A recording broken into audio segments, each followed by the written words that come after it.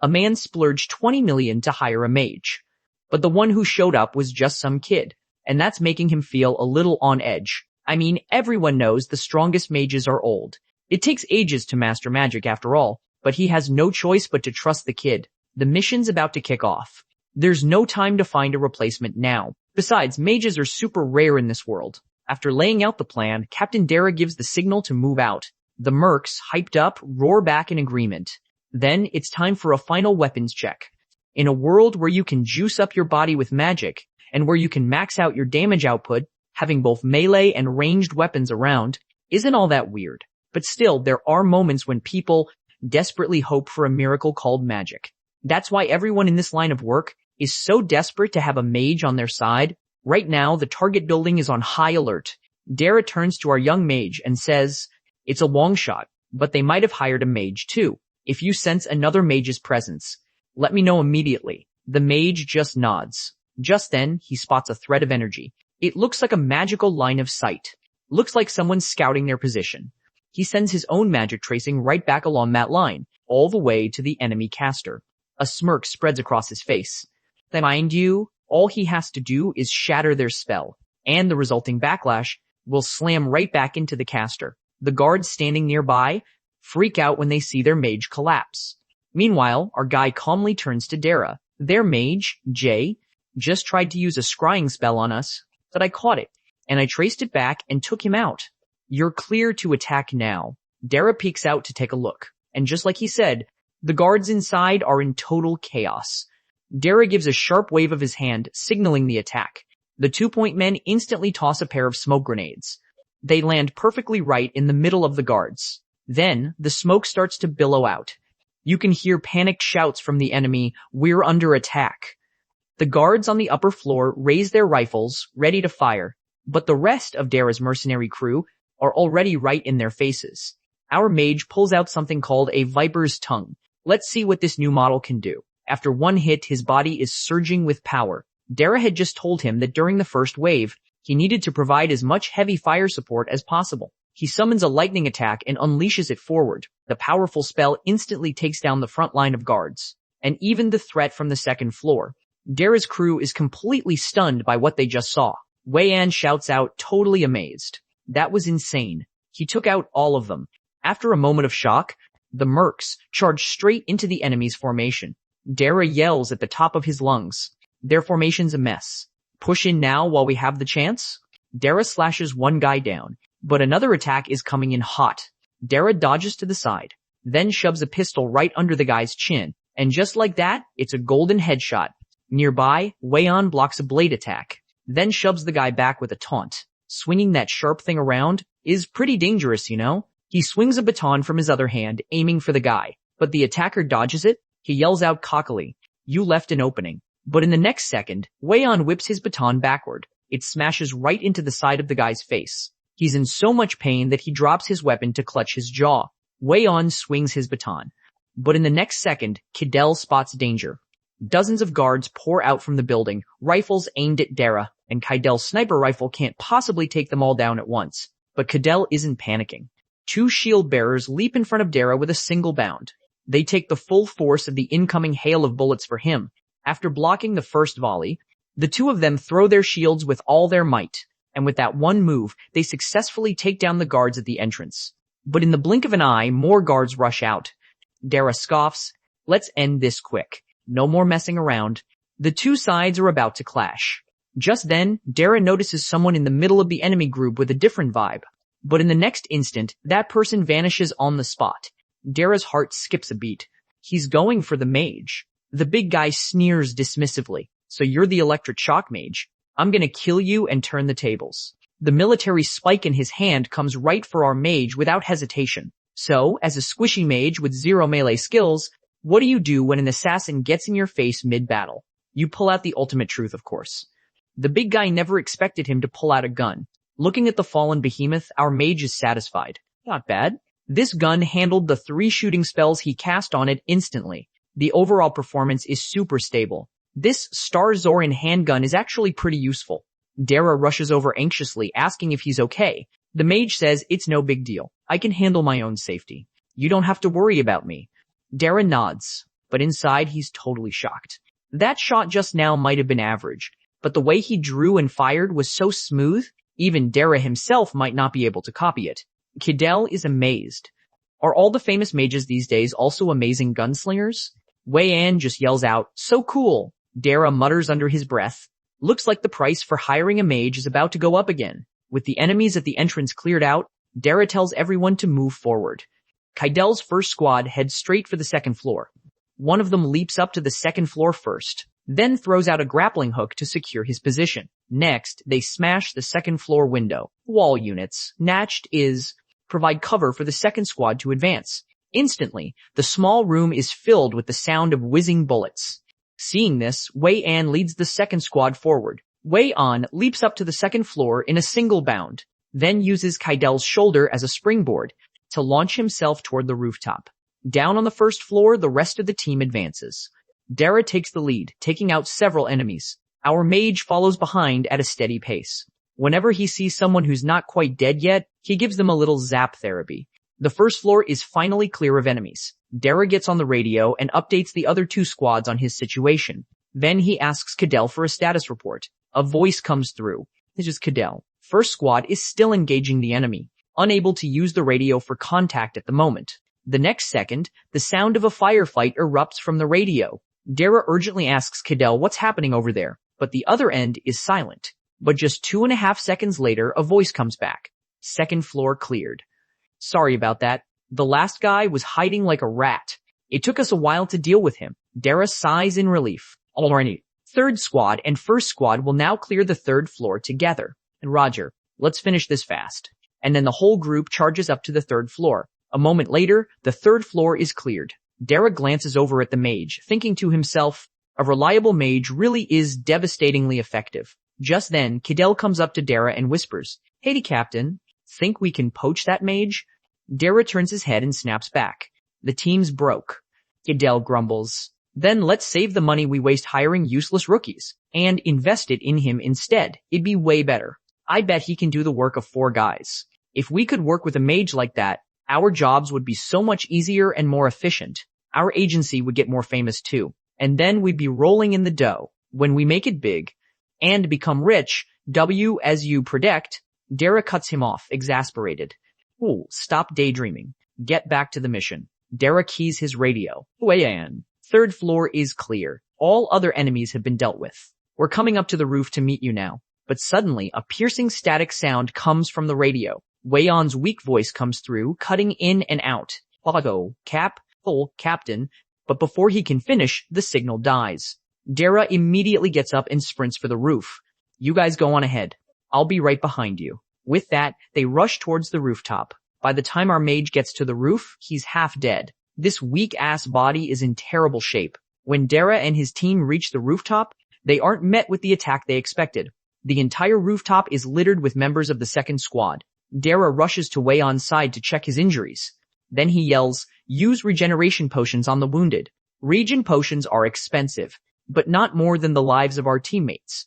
As the potion is used, Wei An's wounds gradually start to heal. Wei An says weakly, properties and not and some rash and tality.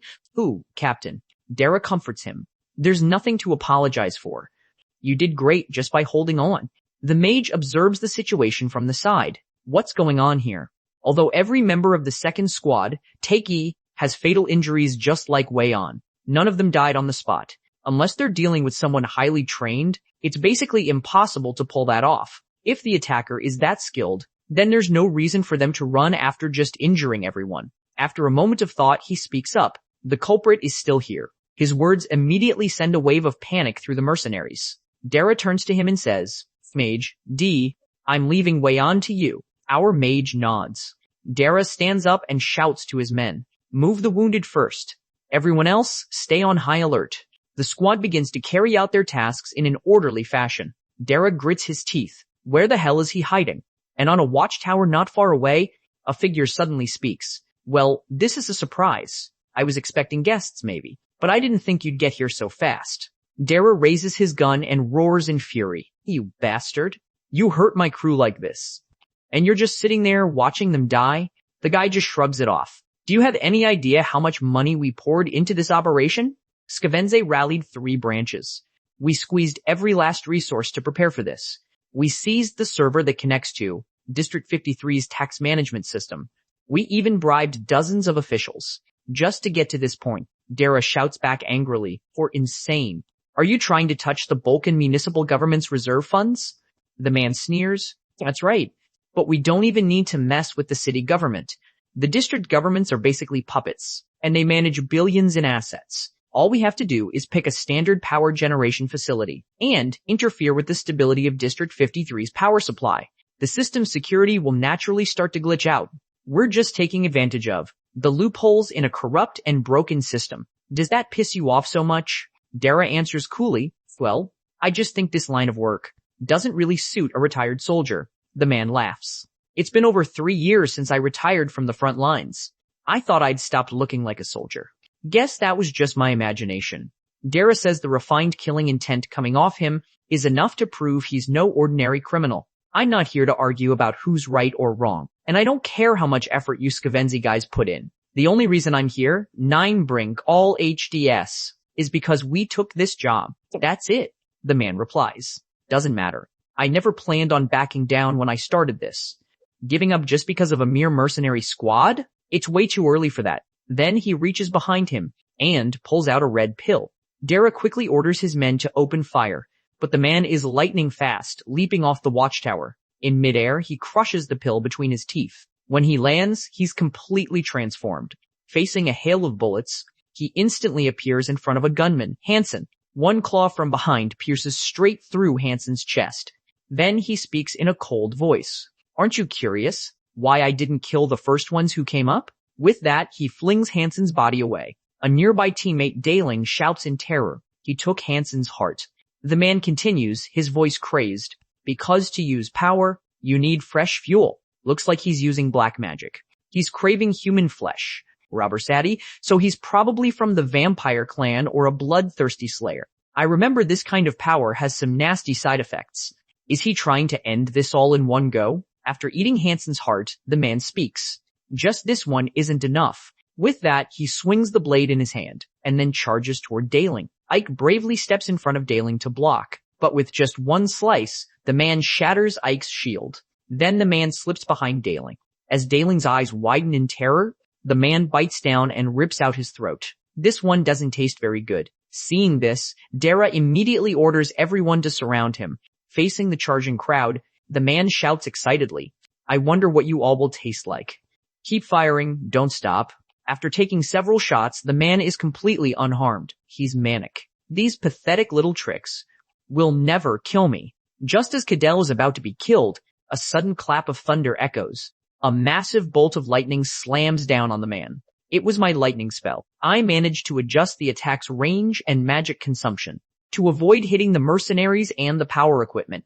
As long as he can see or sense the telltale signs of the lightning strike, he'll be able to dodge it. If he avoids the lightning, then his next target will be me. In the next second, the man's attack is right in my face, but my shield blocks it. I dodge backward. He really came after me. I knew he would do this, so I didn't reinforce the shield. Instead, I let it absorb the impact the moment it shattered. Kydell and the others snap out of it and resume their suppressive fire. The man is finally getting a little serious. Even if I take some hits, I have to take out that mage now. A guy who can pull off a move like that lightning strike is too dangerous. I pull out my revolver and cast an enhancement spell. It lets me empty the entire clip in an instant. The bullets fly out like cannonballs. Then they split mid-air, each hitting a different part of his body. In a blink, his organs are shredded. This shot finally injures him. I've been preparing for this ever since I used that first lightning spell. But one shot isn't enough to take him down. I need one more move to finish him. This body is too weak. One small mistake and I could lose my life. But after all the recent jobs I've taken, I've learned that sometimes you can't be afraid of close combat. I rush forward and grab the man's jaw fiercely. Then I unleash a super strong electric shock. If that shock had hit a normal person, their head would have been fried to ash. But then again, there was that guy who blocked a bullet with his eyelid. So this guy's head surviving a massive shock. I guess it's not that unbelievable. I raise my gun again and aim at the man, then fire 2 more enhanced bullets. The man clutches his wounds, screaming in agony. He screams at me hysterically. "Don't let me get my hands on you, or else." But the next second, Dara and his men charge in. They pin the man to the ground. The man struggles wildly, but he can't move an inch. The mercs pinning him down are also struggling. Ike asks Dara what to do now. With Dara's knowledge of magic, he can't figure out the man's condition. The only person here who can analyze what drug he used and what his current situation is him. So Dara looks up at me and says, "Mage, do you have any other way to deal with this?" Calmly, he's using black magic. The way black magic works isn't that complicated. While it massively boosts your power, recovery, and endurance, it requires a huge sacrifice. The most basic requirement is human flesh and blood as a source of energy. If the supply isn't enough, his cognitive abilities will gradually decline. While he was struggling to resist my attacks, his mental state was definitely extremely unstable. He couldn't even speak clearly. If he doesn't keep consuming human blood and hearts, his thinking will seriously deteriorate. He could even end up in a very dangerous state. Black magic has such a huge drawback. No wonder he didn't kill the second squad. Because the side effects of black magic are so obvious, not many mages specialize in this type of magic. Therefore, people who understand black magic are naturally very few. The men of the Clinkle Mercenary Corps are no exception. For a while after taking the drug, the black magic is indeed unstoppable. But after taking a large amount of magic and attacks, the situation changes. I step forward and grab the man's shoulder. "You guys can back off. I have an idea. Let me just draw out all the black magic flowing inside you, and then pour my own magic into your body. That should force all the black magic out of you." I circulate my magic, constantly pulling the black magic out. The man instinctively wails in agony. A moment later, all the black magic in his body is drawn out by me, and the man collapses to the ground unconscious. I stand up, speaking coolly. "Kill him. He won't fight back anymore." I look at the black magic in my hand. What should I do with this? Normally, magic can't be stored directly for very long, so people use special compatible containers to store it. But right now, I can't make a container, and I can't find one either. If I could store it, I might be able to uncover the secrets of black magic. Just holding on to it will just drain my own magic. It's a bit of a shame, but I guess I'll let it go. Beside me, Wei An praises me. "You're seriously amazing. Are you really a genius? I could see your magic even from that far away. I'd never seen such strong magic control in my entire life. Today I finally realized how pathetic my own magic is." I'm a little shocked. He saw me using magic from so far away. No one else in the Clinkle Mercenary Agency noticed I drew out that man's black magic. If what he's saying is true, then he might have an innate, highly sensitive perception of magic. Maybe his talent isn't in charging into battle, but in wielding magic. Wei An stands up and says, "I've seen plenty of people who get cocky just because they're mages, but none of them could control magic as precisely as you. If I could just copy your moves a little, do you think I could get a little stronger too?" I ask him if he wants to become a mage. Wei An thinks for a moment. "Actually, I used to think working in the mercenary group was pretty good. As for now, I'm not really sure." I think to myself, I know what he wants. But right now, I'm just surviving on talent alone. No matter how hard I try to fit in with them, I'll never truly belong here. I pat Wei An's shoulder and say, "I think Dara is a pretty good boss. At the very least, his advice is probably way better than anything a guy like me could give you. After all, starting your own business isn't easy. Also, if you've already set your goal, then maybe going to see Jenny would be a good idea. Right now, the mercenaries are cleaning up the battlefield." After they see me arrive, Dara bows to me and expresses his gratitude. I reply, "But there were still casualties. It's truly regrettable." Dara sighs. "It couldn't be helped. Our line of work is basically living on the edge of a knife." I look at the man on the ground and say, "After you collect his blood sample, can you send him over to Jenny's?" Dara immediately agrees. Then Dara takes out his phone and transfers the 20 million payment to me. He sent the handling fee to Jenny too. "Just give Jenny my regards for me." After saying that, Dara hands him a business card. "This job proved to me that you're the real deal. I hope we get the chance to work together again." Our mage takes the card and replies, "If the opportunity comes up, definitely." Then he turns and takes his leave. Dara is a top-notch mercenary and a solid guy to do business with. Keeping him as a contact and staying in touch is a good move. Kydell mutters to himself, "Shouldn't we have asked him if he's interested in joining us?" Dara laughs at Kydell's words. Kydell, Nubri, and proteins of calicines and Dacades. After seeing his lightning magic, you still think that's a possibility? His power is on another level.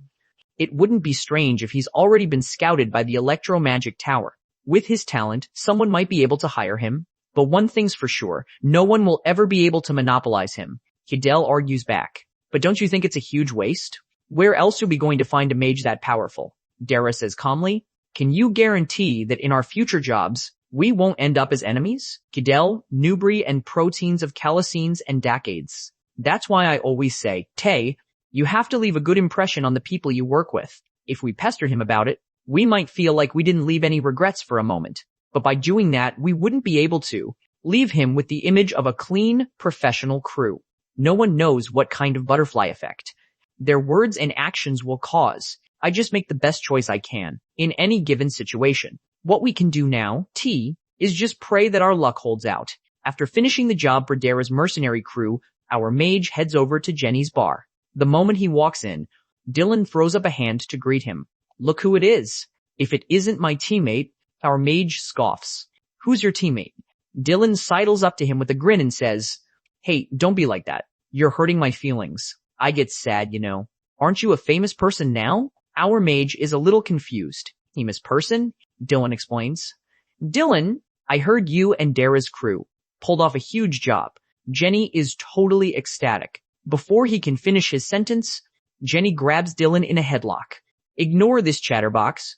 How was working with Dara's crew? See, this time around, our mage answers calmly. It was nothing special. Compared to dealing with that monster, Kroken, this job was a walk in the park. That executive from Skavenze was also easy to handle. I heard that guy was a retired soldier. If he was an executive from District 51, then I already had a pretty good idea of his skill level. Dylan chimes in. But the guys from Skavenze aren't all trash. It's not just anyone. It's because you were just careless. That's why you got caught by them and took a huge hit. Our mage asks Jenny, are their core leaders really that strong? Jenny responds, they are. It's not just the executives. Even among the branch chiefs, there's a huge difference in power. You especially need to be careful of the ones in districts 20 to 29. The Skavenze branch chiefs there. He thinks to himself, since Jenny is making a point of this, I should probably keep it in mind. Then Jenny says to him happily, but let's not talk about that. Did you know what happened this time is the talk of the town, which means these are all the requests that came in, specifically for you this week. Pick one that you're interested in. Oh, and this is the blood sample you asked them to collect. Our mage is a bit surprised. This many requests have come in. Just for me? This just goes to show how many people are desperate to hire a powerful mage. Go from now on, let's maintain a long-term partnership, okay? I can even make an exception and give you a discount on the commission fee. Jenny, you're playing favorites. The bartender at the side pours our mage a drink and says, this one's on the house. He thanks him for it. Seeing this, Dylan speaks up. I'll have the same thing. But Jenny just holds out her hand and says, 100,000 cells. Jenny, are you really going to do me like that? 200,000 cells. A little while later, he gets back home and starts throwing up everywhere. It feels like his insides are churning, but it can't be helped. To lessen the side effects of the viper's tongue, it's best to throw up the alcohol. This body is seriously trash. Even though he wants to rest right now, Jenny is rushing him. The deadlines for the jobs she gave him are all clustered together. Once he picks one, he'll have to turn down all the others. So he has to choose quickly. He flips through the requests in his hand. There's a private bodyguard gig and a bunch of requests from mercenary agencies. A request to assist with a research experiment. There's even a request from Skavenze. I literally just ruined their organization's plan. Do they really not care about that at all? These guys are seriously messed up. There's no way Jenny doesn't know about this. She probably left it in there for me to see on purpose. She's pretty mischievous. Excluding the private requests, the ones from mercenary agencies and criminal groups, and the ones with tight deadlines, the only one left is from a pharmaceutical company. Lately, he started browse a new website. It's the one run by the municipal government, the online public auction house. You can find pretty much anything here. And what he's most interested in is the Stania Pharmaceutical Company's Grade 1 manufactured elixir, Stimonia. The price is a whopping 100 million cells. Among all the elixirs, it's a product that's closer to an industrial good. Its only real effect is increasing stamina. But right now, he's not in a position to be picky. His most urgent need is to alleviate the negative effects on this body. Looks like I'll have to take the Amuna Pharmaceutical Company's request. Even if I can't get the elixir, it would be good to find some clues on how to solve the sleeping pill problem. Besides, the delegation from the Bilanum Autonomous Region is confirmed to visit Bolkan in 2 months. A week has passed since then. He didn't take the Amuna Pharmaceutical Company's request right away. To test the power of his shooting assistance magic, he started hunting down wanted criminals. His assisted shooting magic is pretty good. Not only is it powerful, but it also saves a lot of magic. Until he has enough magic power of his own, the shooting magic should be a huge help. But the shooting assistance magic isn't a cure-all. Even using this magic in towards staging and never promissive when you want to tell in a one text in your rises only makes his shots faster and stronger. If he learns an inherent support type magic, then he can really boost his combat power. But that's not the only thing he has to consider right now. He heads back to Jenny's bar. Jenny holds up a hand. You're going to take the Amuna Pharmaceutical Company's request, right? Time is tight. Hurry up and give me the paperwork. He pulls out the request form and asks how she knew. Jenny says calmly, as of today, it's the only request that's still valid. Really braiding for also, I get the feeling you're strangely interested in medicine. After taking the form, Jenny starts making a call. Just then, a voice calls out, you must be the new client Jenny was talking about. Our mage asks if the guy knows him. The guy says, of course I do. Aren't you the famous electric shock mage? This whole circle is buzzing with rumors about you. Some people are even saying you're a bounty hunter who only cares about money, going around catching small-time crooks. Glass interfusion of rung moles. He's been hunting wanted criminals for money lately, so it's not unfair for them to say that. The man continues, but there's no ill will in that description. The people with bounties in this city mostly fall into 2 categories. One is the small fry who live for today and drink for today. The other is the big shots who don't care that they have a target on their backs. Our mage replies, that's a pretty extreme classification. So, who are you? The man puts down his glass and says, you're only just now getting around to asking me that? Then he flicks a business card at him. Our mage is startled. I never expected to see one here. A psychic. The other guy controls the business card, making it fly towards him. He catches it calmly. The man continues. Just call me Sebastian. You could say Jenny and I are in the same line of work. Looking at the card in his hand, I didn't notice any preparation on his part, and I didn't sense any magic power. He's probably a mage who uses mental power. He puts down the card and asks, are you a psychic who uses telekinesis? Sebastian laughs. Do you even have to ask? I just demonstrated my ability right in front of you. Looks like that rumor about you training out of town is true. Jenny snatches the wine bottle away. And didn't you say you were leaving after you finished your drink? Why are you bothering my client? Pulling tricks like this isn't cool. Sebastian waves his hand dismissively. Don't get so worked up. Even though I gave him my card, I have something for you too, my elfin miss. Jenny takes it and looks annoyed. A summons? Why are they issuing a summons now of all times? The delegation from the Bilanam Autonomous Region's visit, isn't that still 2 months away? But they're already issuing a summons now. Sebastian adds his 2 cents. It is a bit strange. I heard that it's being pushed hard by a certain local politician. That's why it's being issued so quickly. That's what I saw on the news yesterday. It seems that because the Bilanam delegation is coming, the city government issued a summons to all independent contractors. But judging by the looks on their faces, this summons is probably bad news. Sebastian gets up to leave. He extends a hand to our mage and says, if you ever want to try a different kind of job, you can come find me anytime. I'll pay you differently than Jenny does. What a sly bastard. But his smooth talking skills with the rich and powerful are seriously impressive. If you ever want to take a private request, you really should look him up. Our mage asks, aren't you going to try and stop me? Jenny acts nonchalant. If I tried to stop a client, would they actually stay? Then he asks how the request is coming along. Jenny says the client will be here any minute. A moment later, footsteps are heard at the door. A very gentle-looking man asks if this is Jenny's bar. Jenny gestures towards the back and says, follow me. Let's talk inside. Looking at the facilities here, our mage asks Jenny why she didn't tell him about this place sooner. Jenny snaps back. You have the nerve to blame me? Isn't it because you always take off right after accepting a job? But let's forget about that. And Jenny, he's fan. The man across from them says timidly, Gimo, I'm Luan, the sales manager for Amuna Pharmaceuticals. Time is short, so I'll get straight to the point. Then he takes out a contract and hands it over saying, since you've already decided to take our company's request, You should have a general idea of the job's contents, right? Our mage says he's read the details.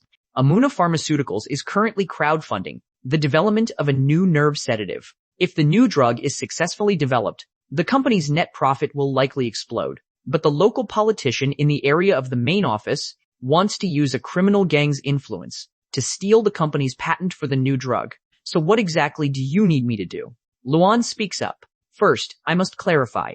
Unlike what we've announced to the public, our company has actually already completed the drug's development. We wanted to get the sample to the patent office before the local politician found out, but someone inside the company leaked the information. Then he hands over a photo. This is where the sample is.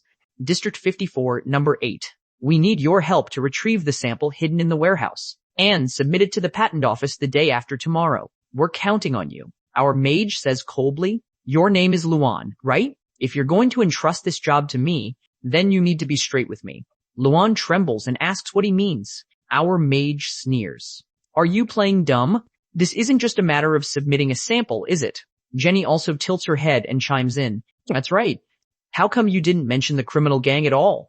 Can you guarantee he won't run into them? Our mage continues. I can sneak in without anyone noticing, and then deliver the sample directly to the patent office. Is that what you want me to do? Seeing Luan's reaction, he finally gets it.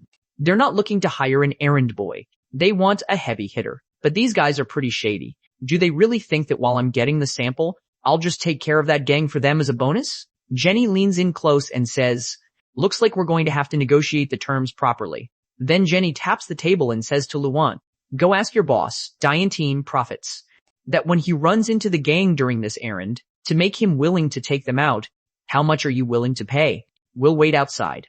Don't worry, take your time with the call. After they step out, Jenny says, they were definitely trying to pull a fast one, but it was so childish, it was almost cute. They were probably just trying to lowball the price. Our mage asks Jenny how difficult this job is. Jenny thinks for a moment and says, I don't think it'll be too hard. A gang that's working with a local politician probably isn't that big. I'd guess about 100 men. Most of them are probably on the same level as the Skavenze members, except for their slightly unusual mixed blood leader. The rest are nothing to worry about. He nods. All right, but the fee has to go up. Just then, Luan walks out from the back room. He nods at Jenny. Jenny proudly flashes an OK sign at our mage. Later that night, our mage and Luan head to the mission location. Luan glances at him and says, we're a little late. The others have probably already arrived. Our mage is a bit surprised. The others? Luan explains, we hired some people to guard the warehouse. Although there aren't nearly as many as the gang has, they should be able to help you out. Our mage thinks to himself, looks like they don't plan on having me go in solo. I just don't know if these guys will actually be of any use. But besides that, D-Money H2 Rice and Agers as the Chivo are. I also need some information about the new drug. Should I try to get it out of him? He decides to speak up. Jenny told me you guys knew about my abilities, but you still tried to lowball me on purpose. Luan stammers, that's a misunderstanding. Our mage continues asking, are there no other samples in the warehouse? Luan replies, there are. There are also samples of other drugs for sale. That warehouse was originally the boss's private warehouse. He asks if there are any common drugs like sleeping pills inside. Luan says there should be. I happen to need some sleeping pills. This works out perfectly. A moment later, they arrive at the company's warehouse. A group of people are already standing in front of it. Luan unbuckles his seatbelt, about to get out, but our mage tells him to wait. The next second, a big, burly man knocks on the car window. He asks if Luan is from the Amuna company. Luan nods, a bit confused. The next moment, the burly man starts smashing the car, while yelling, get out.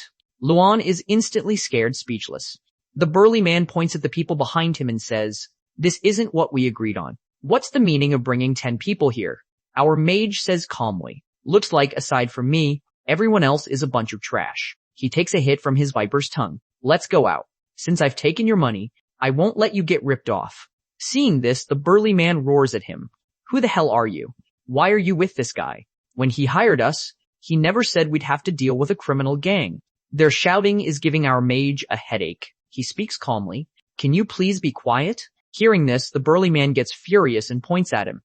Bastard. You're done for too, kid. If you get on a gang's radar, there's no escaping. I can understand what they're worried about. Making them go up against a criminal gang They must feel completely helpless. But I have no intention of calming them down. Seeing our mage's indifference, the burly man throws a punch at him. Our mage dodges to the side, while gathering lightning in his hand. Then he grabs the man's back and unleashes an electric shock. The others are stunned by his move. The pharmaceutical company even hired a mage?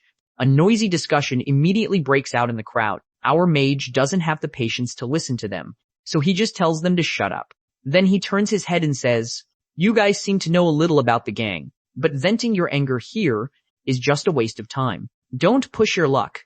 A voice suddenly cuts through the crowd. A red-haired young man steps out and says dismissively, "A mage? So what?" Then he raises his arm. The next second, flames erupt from his hands. The redhead says contemptuously, "What you guys might not know is, not all mages are powerful, especially a guy who takes this kind of job. He was definitely kicked out of the magic tower for having too little magic." The crowd starts murmuring amongst themselves. Our mage is amused by his words. To run into 2 psychics in one day, a fire user, later, a pyro. Although they go by different names, they're all known for their direct and powerful abilities. But if he doesn't know the situation here, and was just called over, then his power probably isn't that strong. Our mage says calmly, "So what do you want to do? Teach me a good lesson? And then burn this car to ashes?" The redhead says arrogantly, "Now, a weakling like you, a mage would just be a burden to us. I'm going to burn you to death too." As expected, in this line of work, there are no reasonable people. The redhead lunges at him with a flaming fist. Our mage puts up a shield and reaches out his hand. Then he grabs his fist. Power is the only way to communicate. Then he closes his eyes and enhances his own magic, then uses his magic to disrupt the other's flames. The next second, the redhead's flames spread all over his own body. The redhead immediately starts screaming in agony. "Not all fire users are immune to me." The redhead kneels on the ground begging for mercy. "I was wrong. Please spare me." Our mage lets go of his hand, feeling the tingling numbness in his own hand. "My grip strength is really terrible. I can't even continue to teach him a lesson." Seeing this, the others rush forward to put out the fire. It'll be game over if the warehouse catches fire. He says to Luan, "You'll just be in the way here. You should go back." Luan practically flees for his life. Then our mage heads inside the warehouse. The pharmaceutical company asked him to do one thing: deliver the new drug sample to the patent office. The deadline for submission is the morning after tomorrow, which means he has to hold out for another day and a half. He searches through the shelves for the sample the sales manager mentioned. A moment later, he finds it. He could just grab the sample and run, but that's not what the company wants. "If I have to go up against the gang anyway, then I'll just have to take them all down right here." Outside, the hired mercs are running around like headless chickens. They have no idea what to do. Our mage walks up and asks them what's going on. The burly guy he zapped earlier whispers, "We're not really sure what we should be preparing for." He sighs. Looks like they really don't know anything. He asks them how many of them there are in total. The burly guy says, including the redhead who just woke up, there are 15 of them. He tells him to block the warehouse entrance first, then to divide everyone into 3 groups to patrol in shifts. "If you see anything unusual, report to me immediately. I have other things to take care of." He goes to the back wall. It's filthy and messy back here. Is it because it's hidden in a place like this that it hasn't been discovered yet? The wall itself is pretty high. It would take some effort to climb over. The problem is, the wall is badly damaged. He summons a spell called Killing Thunder, and then places it on the ground. It's a landmine spell that explodes when a specific condition is met. This spell inflicts massive damage on any target that comes within its attack range, but the blast radius is small, so it's not suitable for group attacks. Alright then, I'll just change the trigger condition. The original trigger was getting close to the Killing Thunder. Now, he changes it to a gravity sensing mode. At the same time, he reduces the blast power, but expands the damage radius. A moment later, the modification is a success. Then he sets up a few more in other spots. Just then, the redhead shows up. The moment he sees him, he drops to his knees. "I was wrong earlier. I was blinded by anger for a moment. That's why I offended you. I'll never do it again." Our mage says calmly, "Skip the apology." The redhead stammers, "Then what do I have to do for you to forgive me? Please let me live." Looks like he thinks I'm going to deal with him after this job is over. I wasn't planning on holding a grudge, but there's no need to tell him that. He pats his shoulder. "You got here pretty fast." Trying to avoid having others see you groveling on your knees? The redhead quickly bows his head and begs for forgiveness, saying it was all his fault. Hearing this, our mage speaks. Alrighty, I'll give you a chance to make up for it. We'll be having guests tonight. What you have to do is simple, is to light a fire on our guests' shoulders, just like you did to me earlier. Thought it? The redhead says he understands. Our mage heads back into the warehouse. I don't have much of my viper's tongue left. If the gang attacks in waves, that's going to be a real headache. If there's a problem, I'll just have to open fire to buy some time. Just then, he hears a commotion outside. He sends out his magic to sense what's happening. The presence is quite strong. Plus the others, there are about 150 people. He stands up calmly. Someone runs in frantically and tells him people are outside. He says he knows, and they're moving incredibly fast. There's no way all 100 of them can use magic. Did they come by car? Meanwhile, countless off-road vehicles have already arrived outside. Blinding headlights flood the entire warehouse. The men outside are in a state of panic. They're starting to lose their formation. At a time like this, I have to keep morale steady. He says coolly, "You guys just hold the gate. Leave the rest to me." To his surprise, the redhead from before actually stands in front of him. Looks like his earlier threat worked. But why haven't the enemy made a move yet? The next second, his heart sinks.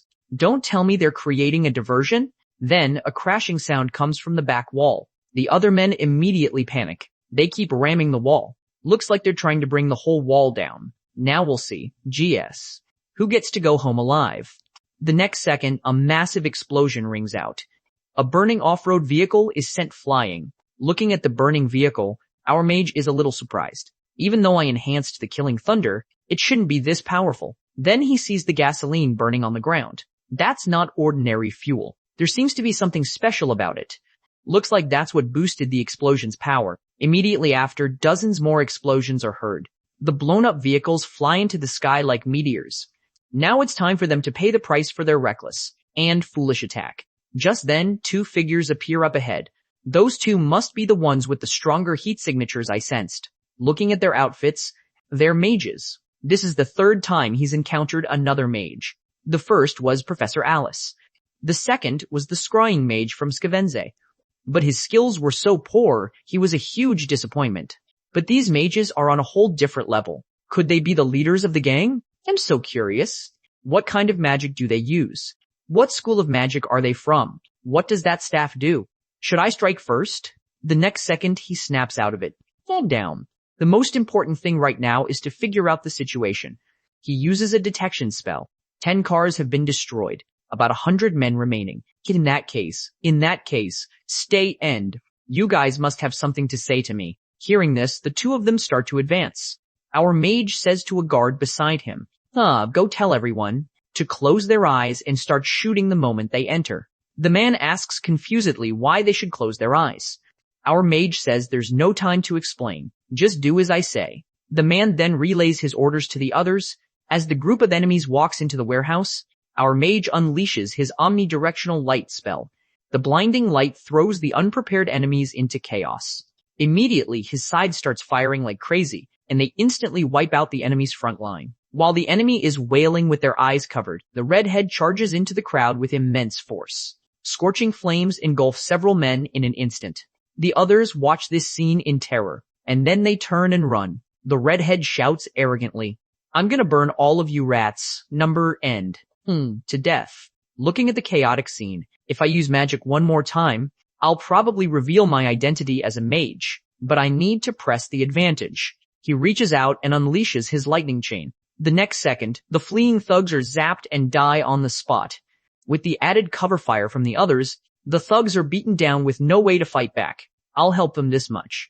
Now it's time to deal with their leaders. The buzzcut guy says calmly, "Graham, you didn't tell me there was someone like this here." Graham says he just found out himself.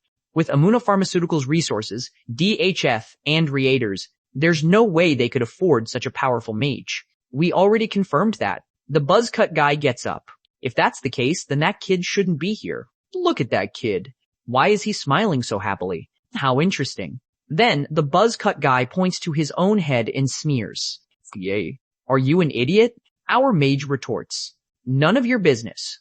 Besides that, shouldn't you be worried about your own men?" The buzzcut guy glances back.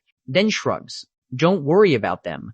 They're just a bunch of disposable trash anyway. It's not a bad idea to clean them all out here. It's about time I got rid of that useless baggage. He retreats into the warehouse.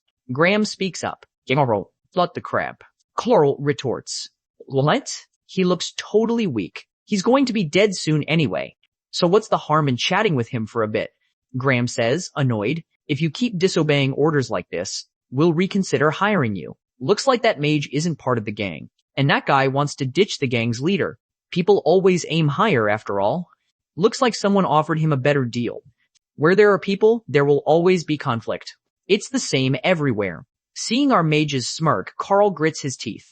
Look at that smug look on his face. He's been laughing to himself this whole time. Let's just take him out and find the sample. Graham channels his magic, satisfied. That's more like it. We don't need to drag this out. The staff in Graham's hand emits a purple glow. Then, a barrier appears out of thin air. I can see the texture and flow of his magic. I can even track his every move. This is barrier magic. Is he trying to cut off my escape route? I'm not just going to sit here and wait to die. He pulls out his revolver from his coat, and then fires a single shot. It directly shatters Graham's spell. Seeing this, Carl taunts him.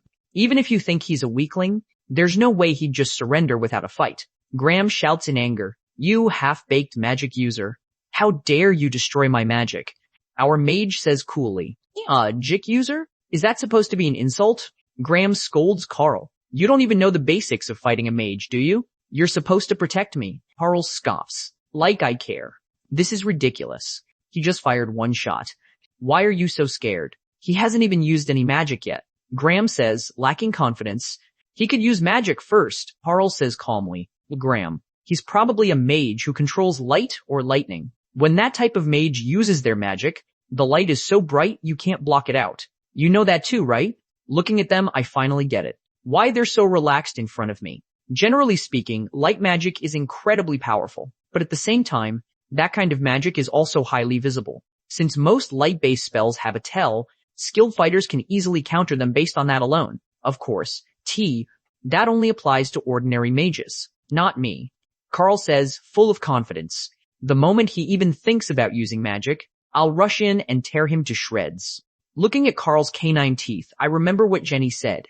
Jenny said the gang leader was a half-breed.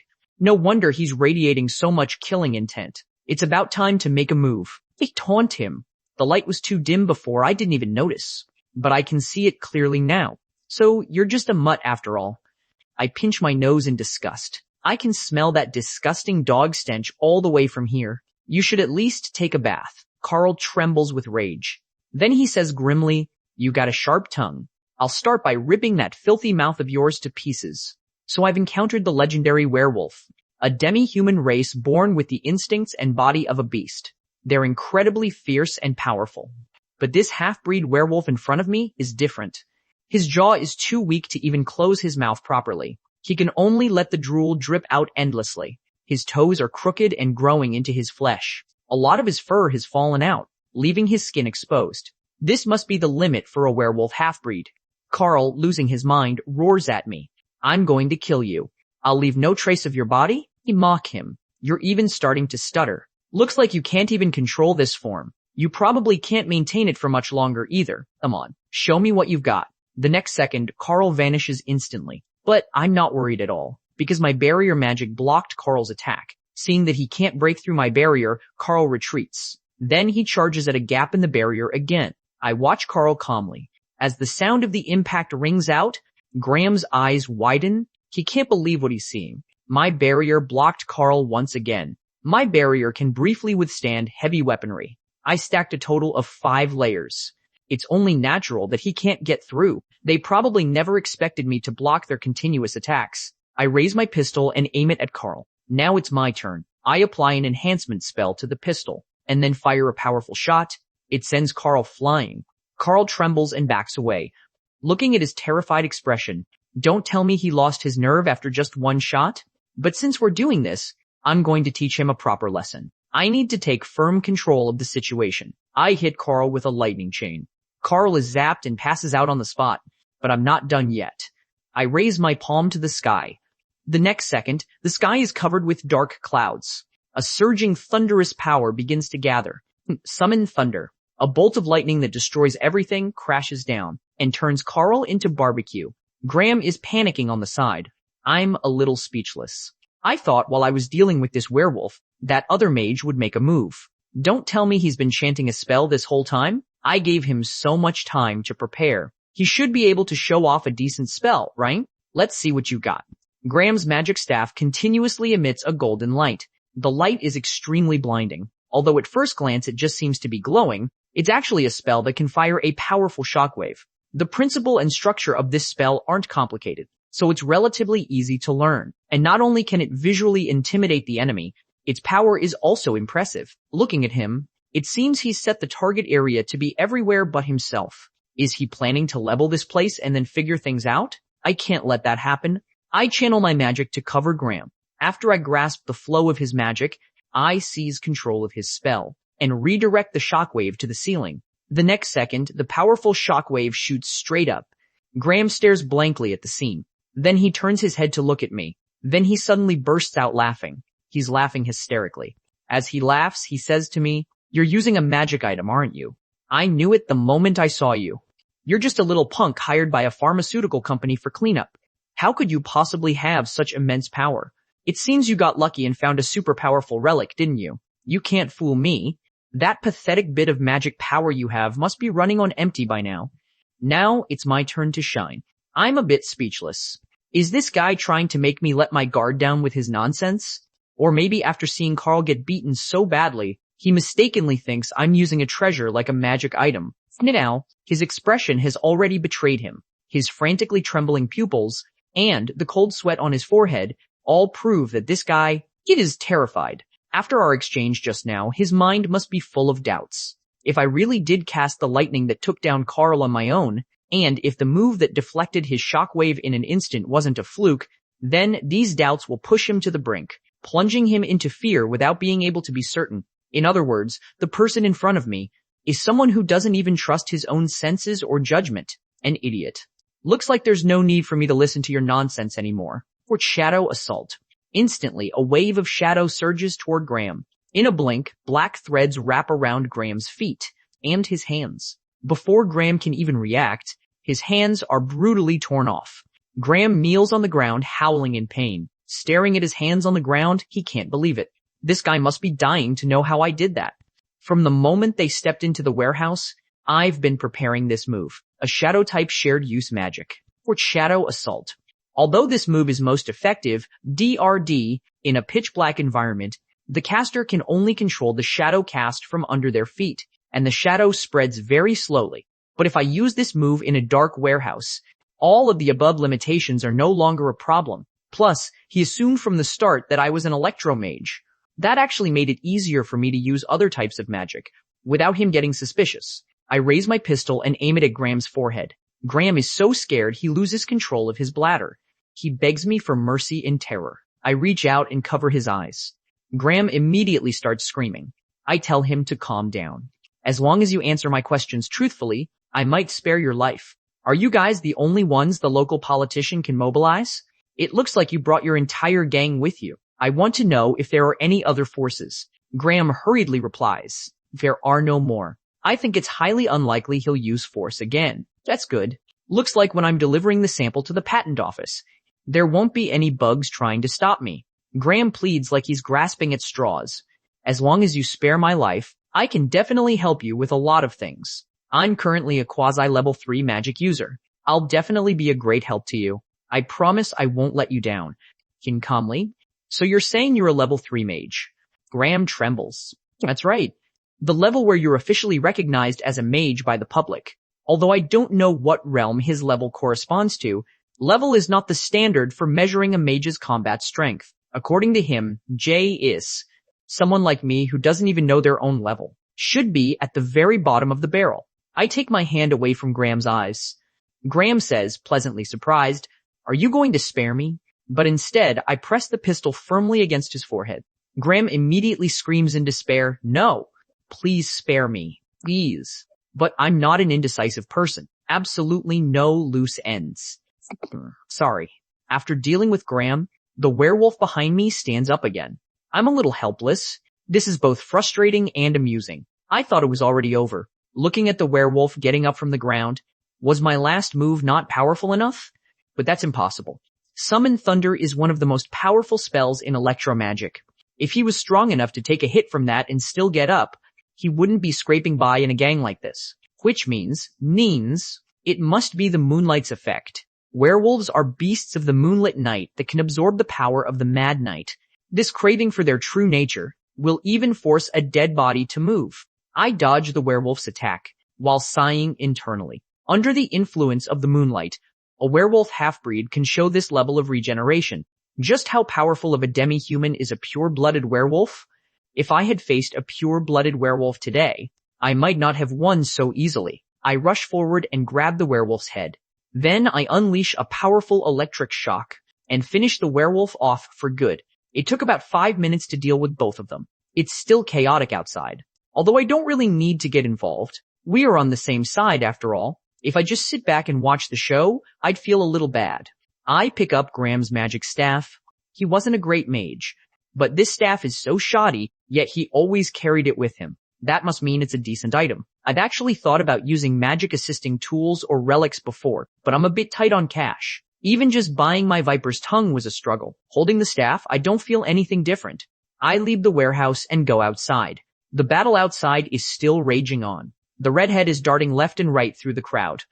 Perfect. I can use you guys for target practice. I raise the staff and gather my magic. Lightning gathers. Instantly, countless balls of lightning rain down from the sky, wiping out a whole group of thugs on the spot. After they get a clear look at the staff in my hand, they immediately start screaming in terror.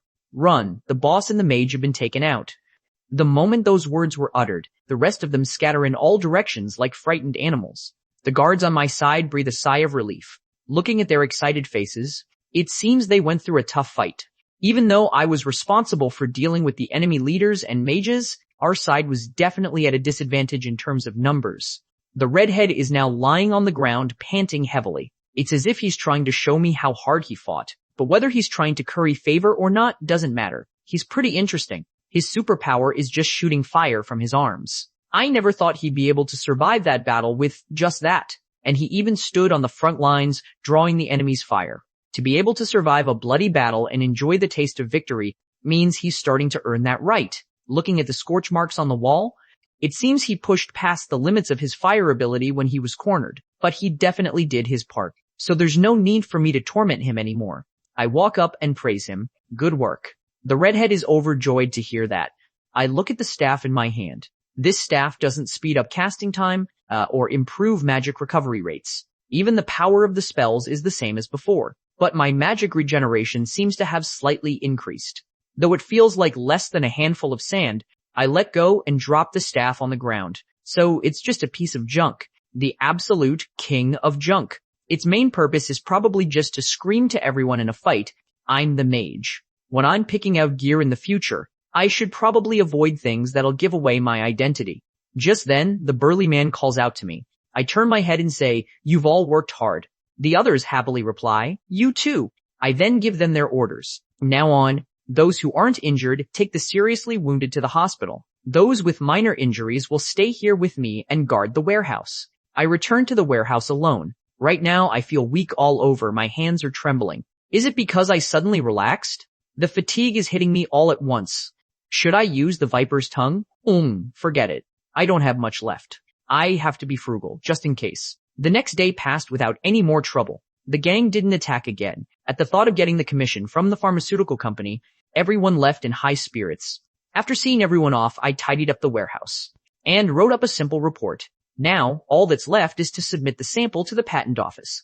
But before that, I'm going to take some medicine for myself. I took a bunch of sleeping pills and fatigue relief potions, and various vitamins. After getting everything in order, I get up to leave. When I see the staff at the entrance, I decide to pick it up anyway. Even though this thing is useless, it should still sell for a bit of money. I hail a cab and head for the patent office. I feel awful right now, but this job isn't officially over yet. It'll only be perfectly complete once the sample is delivered to the patent office.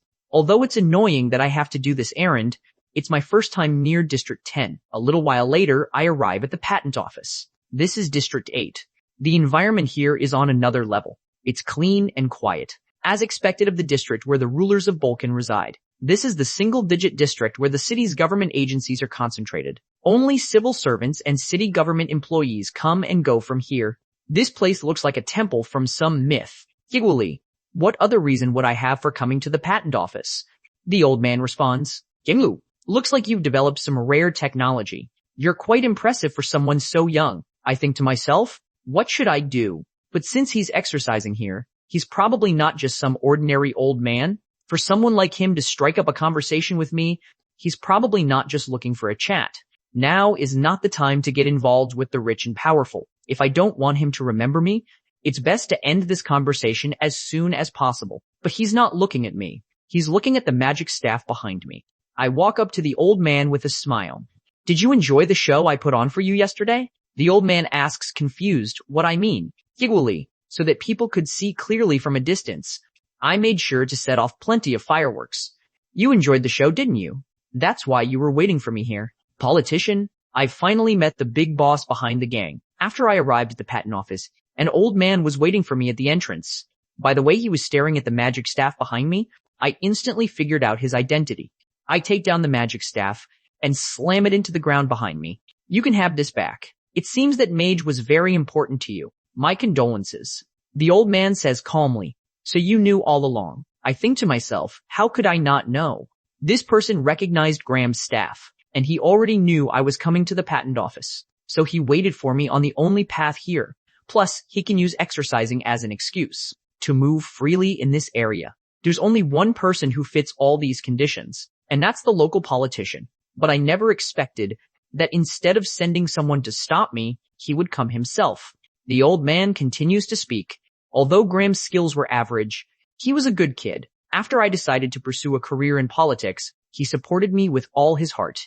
And now a subordinate like that is dead. Can you guess why I came here to find you? I say nonchalantly, you're here for revenge. That's what you'd think. But that's probably not the right answer. His eyes aren't filled with hatred, disappointment, or anger, but with intense greed. The old man says bluntly, I'll get straight to the point. Come and work for me. A mage with your talent and skill, making a living on your own, is a loss for this city. From the moment I saw lightning fall from a cloudless night sky, operating and padding an outrageous and reason, I made up my mind. I will continue to climb higher, and I can help you rise through the ranks as well. In that forest of skyscrapers that reach the clouds, I will give you a place. His words make me scoff. Every word he says blatantly reveals his ambition. I admit he's no small fry. After all, he covets his plane's talent and the fame and power he has yet to obtain, and the talent that doesn't belong to him. It's rare to see someone as greedy as him, but even so, there's no reason for me to willingly become his lapdog. You speak up. What a shame. Although you may want to recruit me, from my perspective, DEB, I don't need it. The old man says coolly, are you rejecting my invitation? I state that even if I'm in a tough spot right now, there's no reason I have to go to him. If I need help from someone rich and powerful, act in procation, there are plenty of people more powerful than a local politician like him. He's just a local politician, not even a director in the district government, but making an enemy of an ambitious man like him isn't a good thing for me either. Even if I don't want to help him, I can still show him some respect. Thinking of this, I continue. Of course. If you're willing to help me? The old man asks me what I mean by that. I reply, although there's no friendship between us, there's no need to make enemies, right? After returning to Jenny's bar, Jenny, having heard about the incident, starts cursing him out. Is there something wrong with him? Although I know that among the old guys in politics, there are plenty of paranoid ones, but he's taking it way too far. I ask Jenny if she thinks they'll make another move. Jenny thinks for a moment. I don't think so. They may be difficult, don't be and a re-day enter nation to do something, but they're pretty clean when they handle things. If he really does come after you again in the future, it'll probably be after he's climbed to a higher position than he's in now. That would mean he truly wants your talent. It's not a bad thing to know a few people in politics. They may be annoying, but they can provide a lot of help. She talks as if she's experienced it herself, but that makes sense. She opened a personnel agency at such a young age. Her past experiences must have been anything but ordinary. Just then, Jenny's phone rings. Then Jenny says happily, looks like Amuna confirmed that the patent office has registered the new sample, so the money has been transferred. Do you want me to wire the money to you now? I stand up and reply, no. I have somewhere else to be, so I'll be going now. Jenny tells me to wait. Finny and, besides taking jobs from me, you don't have a job anywhere else, do you? I'm speechless. Jenny is a bit exasperated. That way, you won't get suspected by the financial authorities. You have to find a cover to package yourself properly. Otherwise, an unemployed bum with a huge pile of cash is going to get flagged by the financial authorities. I turn and say I'll look into it. Jenny says, still worried. I'm not rushing you. I'm just telling you to at least try to find a job. After leaving the bar, I feel completely drained, mentally and physically. Even though I desperately want to go back and rest right now, the most important thing at the moment is to restock my Viper's Tongue. To get rid of this fatigue and function like a normal person, Viper's Tongue is essential for me. A little while later, I arrive at the botanical garden. The old man who sells the drugs bursts out laughing when he sees me. Look who it is. If it isn't my esteemed guest. Last time, I failed to recognize your greatness. Please, forgive me. I never imagined you were such a talented mage. I say, a bit exasperated, did I offend you in some way? The old man laughs. What are you talking about? I was just a little surprised. Since the rumors about you have even reached my ears, it means you've pretty much adapted to this circle. That's something I really didn't expect. You didn't even know what model of Viper's Tongue you were using. And you're still alive. This guy has a smile on his face. See, but this is what he's really thinking. But that's better than someone who's always smiling and never shows their true intentions. Equally. So are you not going to sell me anything? The old man quickly says, that's not it. The doors of my humble shop are always open for you. I pull out a wad of cash and say I want 100 of the same Viper's Tongue as last time. The old man's face lights up with joy. I truly was blind. I failed to see that you were a down-to-earth young man with a bright future. Why didn't you tell me you were making this much money sooner? I have a new model of Viper's Tongue I'd like to recommend to you. Then the old man starts rummaging through his things. A moment later, having bought the Viper's Tongue, I leave the botanical garden. The moment I step out, I almost collapse. I barely manage to stay on my feet. Then a wave of dizziness hits me. My consciousness starts to fade. Luckily, I managed to pull out the Viper's Tongue in time. I'm feeling a bit better now. I know I can't rely on this stuff. But to survive here, this is the only way. I feel like I'm walking an endless tightrope in this cold, cruel world. Although things have been going smoothly so far, will it always be like this in the future? What's the most important thing to do after desperately earning money? Rest, of course. After completing the pharmaceutical company's mission, I rested for a full week. During these few days, I only did basic stretches to prevent my body from stiffening up. And I only ate food that I cooked myself. At the same time, I tracked my sleep schedule, trying to get my life back into a normal rhythm. This body of mine is as fragile as glass. This broken body is really getting on my nerves. But I'm starting to get used to it. But finding a part-time job wasted a lot of my time. A regular part-time job 3 days a week is not an option. Night shifts are also out. It feels like finding a good job will take more time, and jobs that require physical strength or are dangerous are also a no-go. During this time, Jenny also asked me when I plan to start taking requests again. I told her I still have things to research, and that I need to rest for a while longer. I've come to the Balkan City Library again. I came here today with a much clearer purpose. I need to research some summoning magic and spiritmancy, because after fighting the werewolf and the mage this time, I have some new insights. And that is, I can create a frontliner to use in battle. The tactic those two used was simple. The werewolf fights in the front. The mage provides support from the back. And when dealing with this kind of tactic, you either need extraordinary ability and talent to crush the enemy in a head-on fight, or you use the same tactic to gradually gain an advantage, or you take out the long-range attacker first and then deal with the enemy in front. If I can use summoning or spirit-type magic to temporarily create a frontliner, then I can feel much more at ease during a battle. Of course, compared to researching this kind of magic, it would be more efficient to just hire a teammate who can act as a frontliner. But I should also do what I can on my own. Let's start with summoning magic. As far as I know, the conditions for using summoning magic are very strict. Specifying the characteristics of the desired summoned beast and the process of summoning it is extremely difficult. And more than magical talent, it's a test of luck. The cost for a single summon is about 200 million cells. If I spend that much money and don't get a good summon, it would be a waste of both time and money. As for other methods, if summoning magic is like a gacha that relies heavily on luck, then spiritmancy is something that can't even be called magic. The spiritual power used in this art is completely different from magic power, and the principle is similar to that of shamans and necromancers. It seems pretty useless too. If it naturally expands while I'm researching shared magic, that's one thing, but forcing myself to learn this field is too risky. But if I can just distract the enemy for a short time, just then a voice rings out. Honestly, you haven't been moping around here for a month, have you? The person who showed up was actually Alice. I remember she's a professor in the magic department at Lavatelling University. I told you to come find me, but I haven't seen you at all. What's the use of holding yourself up here and reinventing the wheel? Then she picks up the books on my table. Looking at her complicated expression, is she letting her imagination run wild? Then Alice turns to me and says, if you're turning to research these things, because you don't have much magical talent, it's not really the best choice, especially summoning and spiritmancy. To learn these, you need more than just talent. You also need a bit of fate. I say that I know that.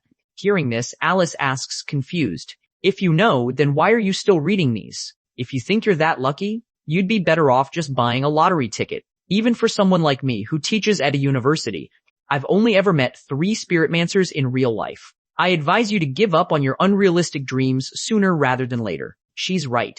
But this advice only applies to ordinary people, not me. Of course, if I just revealed my identity, I wouldn't have to listen to her lecture me like this. But I don't think I need to do that. Alice picks up the book in front of me and then sits down next to me. I ask her what she's doing. Alice snaps back. Do you even have to ask?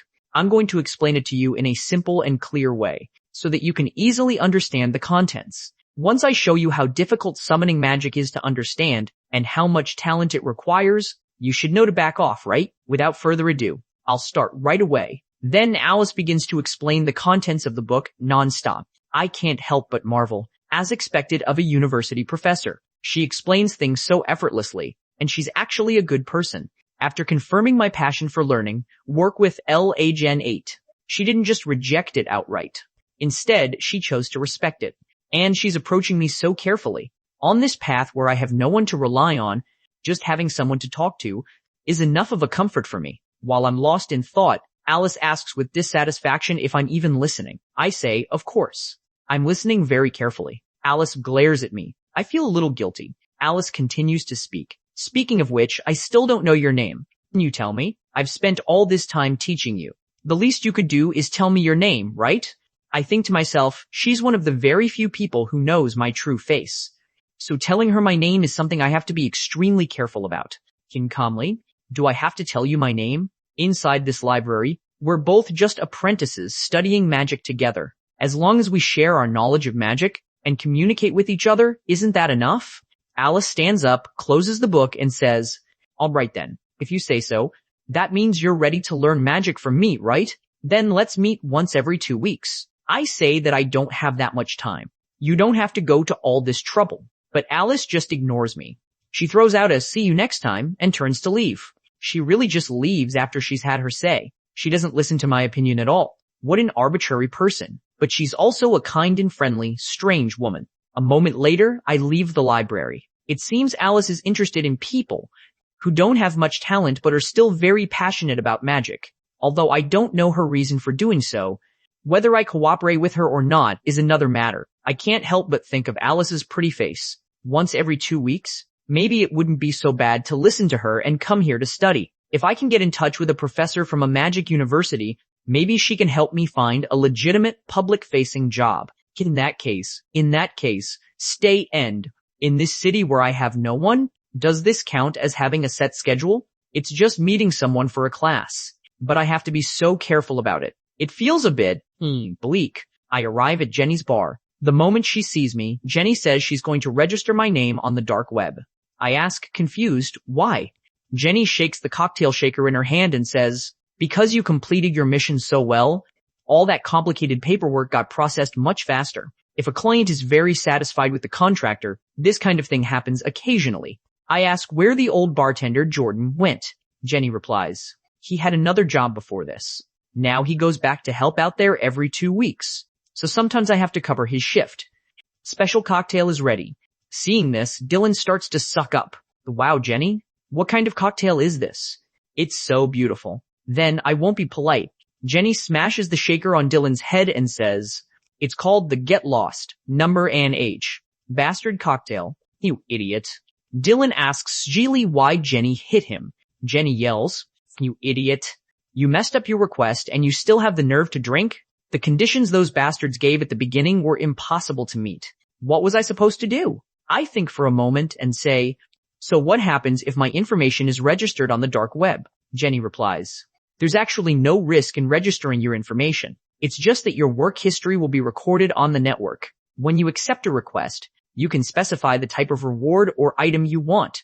Normally, you need at least 10 months of experience to get registered on the dark web.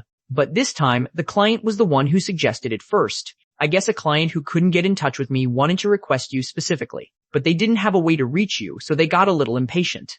Dylan grins. So it's not because you're an excellent and outstanding talker. It's because of the profit. Watching the two of them bicker, I can't help but laugh. Then I speak up. But the idea of just registering my information online makes me a little hesitant. Jenny explains. If you're worried about your privacy being leaked, you don't have to be. The dark web is like a back door into the city government's main communication network. The security level is very high. Dylan also nods in agreement. I'm a little confused. Jenny says that without the city government's cooperation, it would be impossible to run something like this. That makes sense, I think. This street is a bloodbath with constant gunfire every day. But no government officials or police ever come to cause trouble.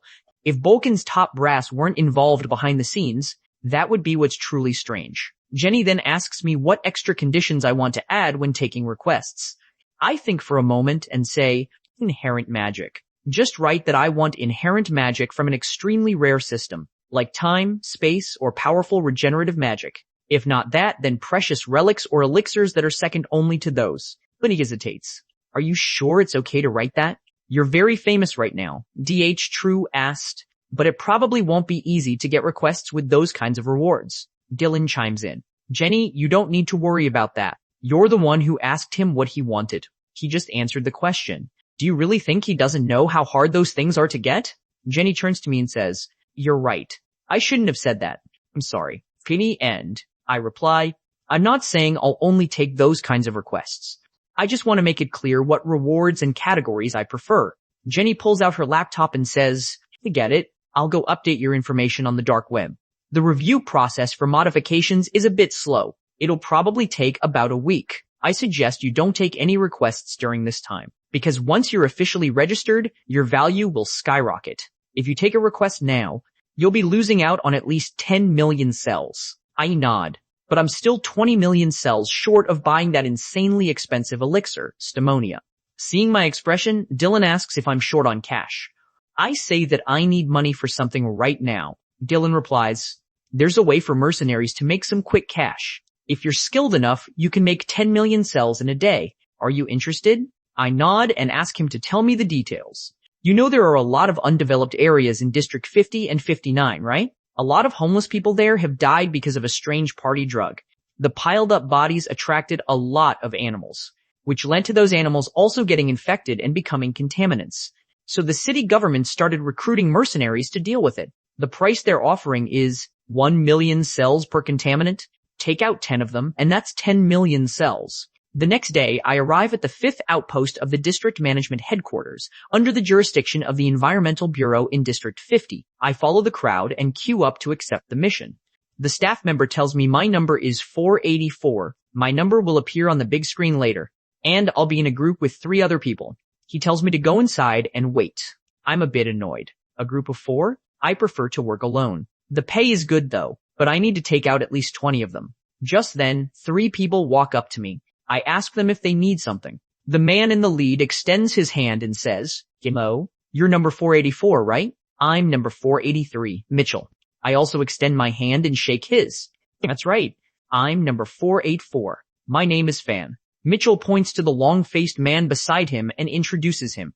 His name is Ellison. But the woman cuts in first. My name is Gloria. Introductions are over. Let's go. Looking at the 3 of them walking together, it seems like they already know each other. I channel my magic to probe their abilities. They can only use the most basic magic to enhance their bodies? I hope they don't drag me down. Mitchell says to me as we walk, I heard this place isn't too far from the undeveloped zone. That's great, isn't it? The undeveloped zone refers to the areas after District 55 and the unnumbered areas that haven't been sorted yet. It's a vast wasteland of ruins. In the past, with the rapid expansion of the massive city of Volcan, the government ambitiously wanted to build more residential areas here. But after the government's failed attempts to rule districts 40 to 49, this place became abandoned. Gloria speaks up.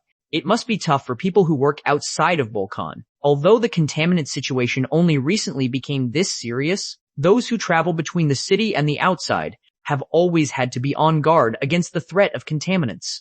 Ellison chimes in. That's why they say when you're excavating factories or buildings outside the city, you can dig up a lot of scary stuff. They're not wrong about that. The shady factory I was at before was manufacturing and selling a grinder for the corpses of black mages. Mitchell continues. But for us mercenaries, the undeveloped zone isn't a bad place. After all, a sweet deal where you get 1,000,000 cells for taking out one contaminant is rare. Ellison points to his shotgun proudly. And my shotgun is perfect for taking out those guys. It'll be a huge help. Gloria turns back to me and says, speaking of which, it looks like you only brought a revolver. Do you have any other gear? Now I finally understand their real motive. At this point, there's no need to hide it from them. Calmly, I study electro-type magic. Mitchell asks if I mean pure elemental magic. I say you could understand it that way. The three of them fall silent for a moment. Then Mitchell sighs and says, looks like we misunderstood. We thought you were definitely a user of shooting-type magic, the kind of common magic system. After all, solo mages, usually master some skills that allow them to cooperate with other team members at any time. This is the first time I've heard that excuse. Although I've heard before that ASSAA, because early-stage pure elemental magic has low attack efficiency, mages who use pure elemental magic aren't very popular. But for them to be so blatant about it is a little strange to me. Don't tell me from the beginning, did they want to ditch me from the start? Mitchell speaks up. Well, if that's the case, we might have to consider, whether we want to work with you. After all, we want a partner who can provide ample fire support. Equally, let me ask you a question. When we go to collect the reward after hunting the contaminants, do all four of us have to go together? Mitchell hesitates. I say coldly, if that's the case, then there's no problem. If we're not on the same page, it'll only cause friction. From now on, let's just go our separate ways. Mitchell says with false sincerity, is that really okay? I look back. Although that's what they're saying, they look like they're about to burst with joy. I say coldly, if you had just told me what you were thinking from the start, we wouldn't have had to drag it out until now. Why make it so complicated? Mitchell stammers. You can't really say that. We didn't want to be too blunt. I reply, then let's part ways here. If we want to achieve a result that satisfies both of us, we really do need to keep some distance. Gloria bursts out laughing. If you're willing to do that, then of course, we'd be grateful. Mitchell says with false sincerity, don't say that.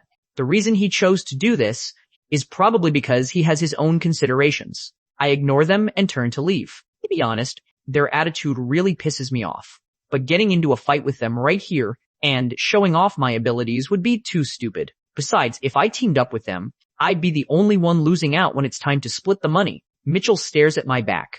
Gloria says, confused, why do you keep staring at him? We just got rid of a guy who would have dragged us down. If we had a freeloader on the team, I would have been furious. Ellison also agrees. That's right. Just the thought of cooperating with a mercenary group on a hunt, is annoying enough. We don't have the energy to babysit that weakling. Let him wander around on his own.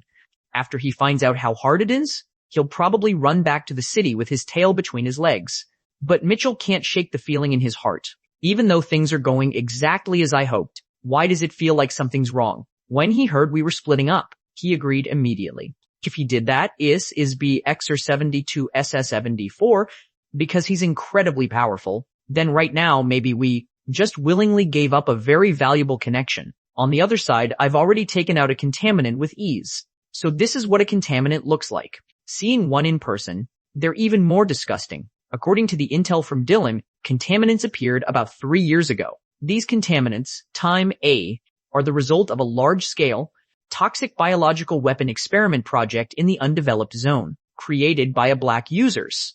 The goal of this project was to control a viral agent with powerful proliferative abilities through numerical formulas, and use it to greatly promote cell regeneration. This experiment, to confirm the possibility of immortality, gave birth to the terrible disaster known as the contaminants. Once infected with this virus S, the cells in the whole body will multiply explosively, and the organism itself will become bizarre and gigantic. It will eventually just explode. And the bigger problem is, the shattered corpse will release dozens of black spores, and they'll actively seek out other living things. And this process will repeat over and over. I sigh.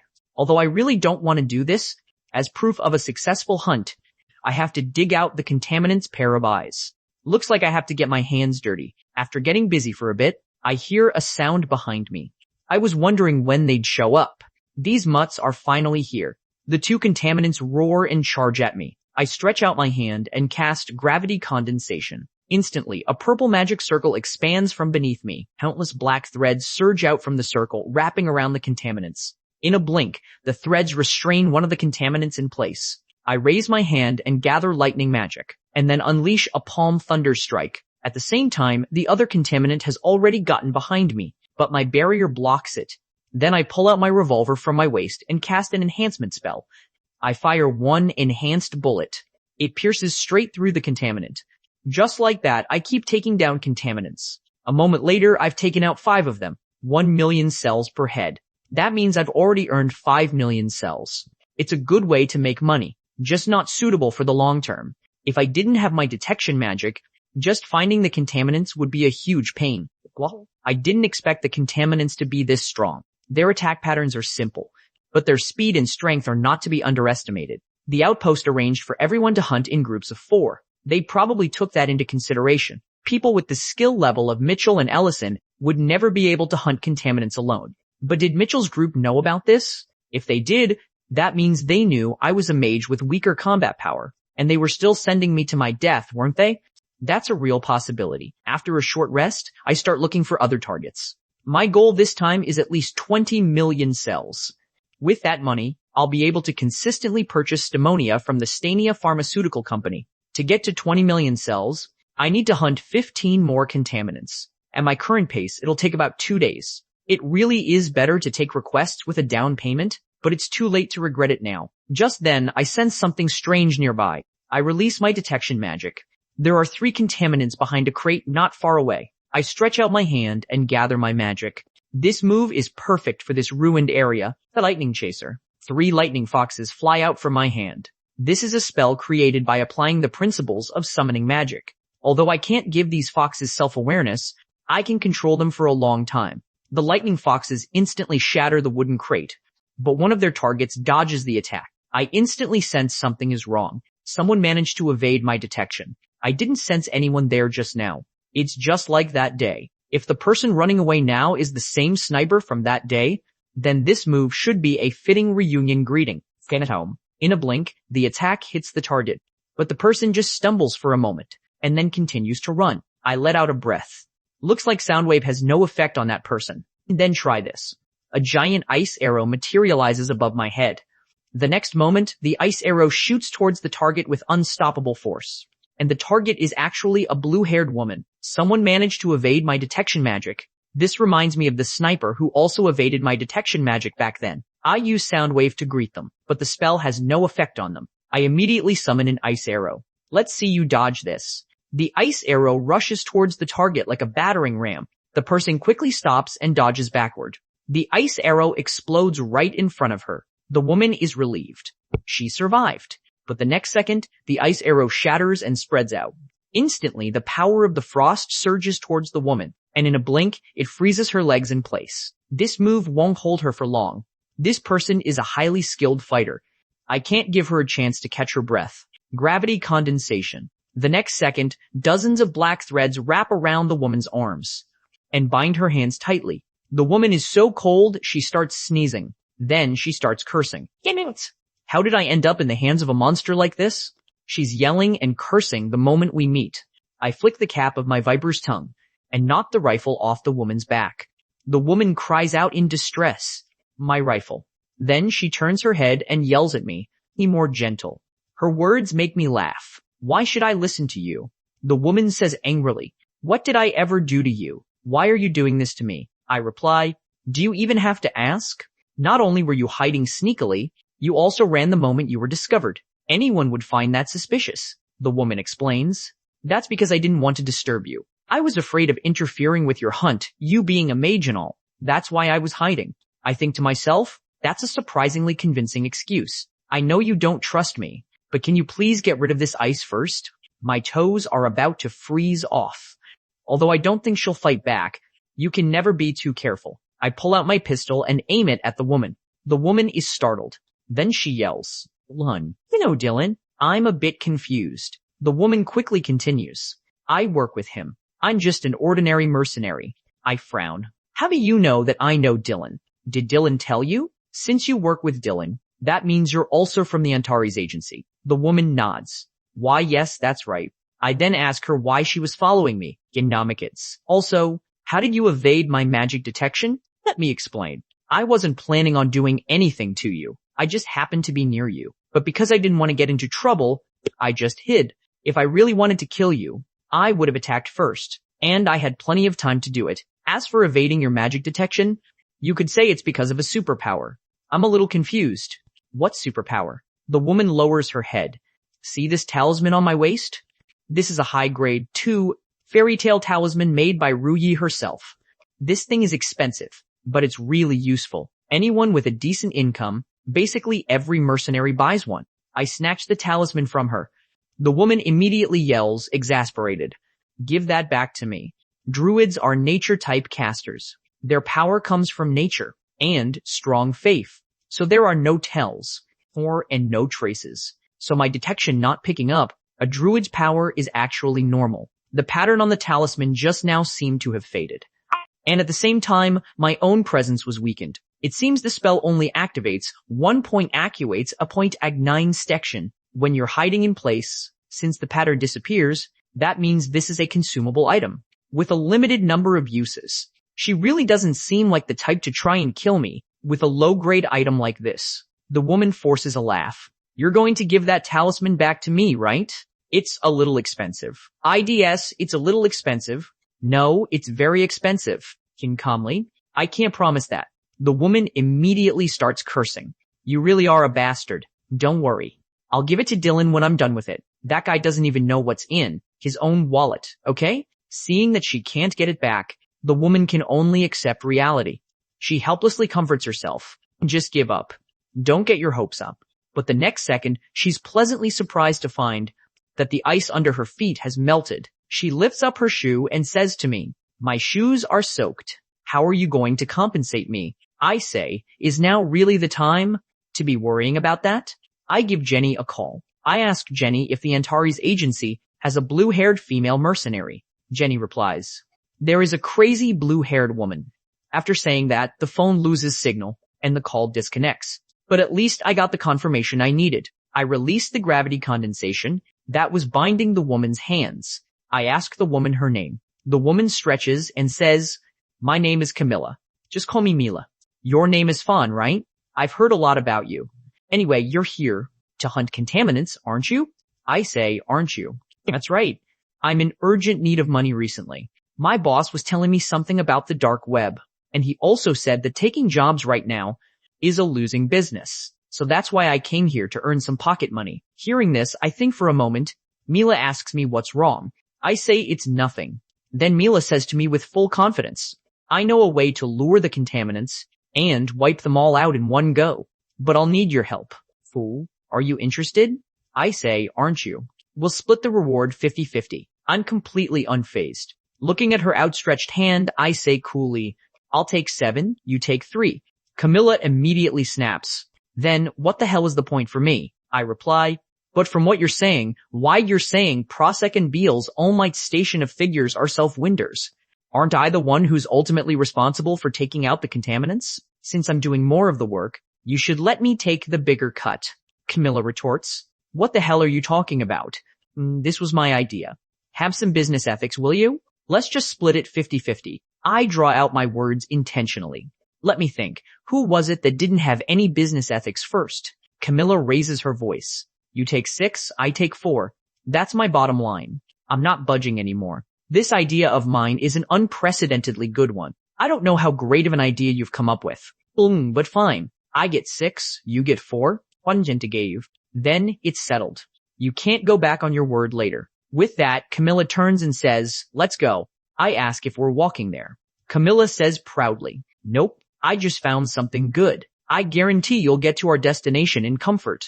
A moment later, I'm sitting on a forklift that's seen better days. I say, exasperated, I can't believe this thing runs so smoothly. Lila chimes in, routing in time. I just untangled the mess of wires and reconnected them. I can't believe it actually started. This way we don't have to walk, which is a pain. Isn't this great? Just then, I raise my hand and chant a spell. Then a lightning fox leaps out from my hand. The fox shoots straight towards a contaminant in the distance. The next second, an explosion rings out. Camilla is a bit shocked. Did you just blow it to smithereens? I calmly tell her to stop the forklift up ahead. Then I go up and dig out the contaminant's eyes. After getting back on the forklift, I ask Camilla where we're going next. Camilla replies, you might not know this, coming and dating native this restaurants. But contaminants usually chase after life signs. I say, I know. Camilla asks me where I think the contaminants would be concentrated. Usually, the homeless encampment is nearby, isn't it? Camilla is a bit surprised. You knew about that? I say, not really, but I guessed it. It's not that I didn't think of the homeless as an option. It's just that finding where they live is a waste of time in itself. Most importantly, have you ever considered that other mercenaries might be thinking the same thing? I bet other mercenaries are looking for the same place we are right now. If you don't have any other plan, then just let me off the forklift. With that, I get ready to jump off. Camilla quickly grabs my arm and says urgently, you're a mage, for crying out loud. How can you have no patience at all? Do you think I wouldn't have thought of something so obvious? Of course I have a trump card that no one else knows about. I lean in and ask what it is. Camilla explains.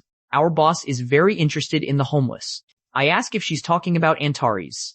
Camilla says, that's right. Because of the boss, he also occasionally volunteers.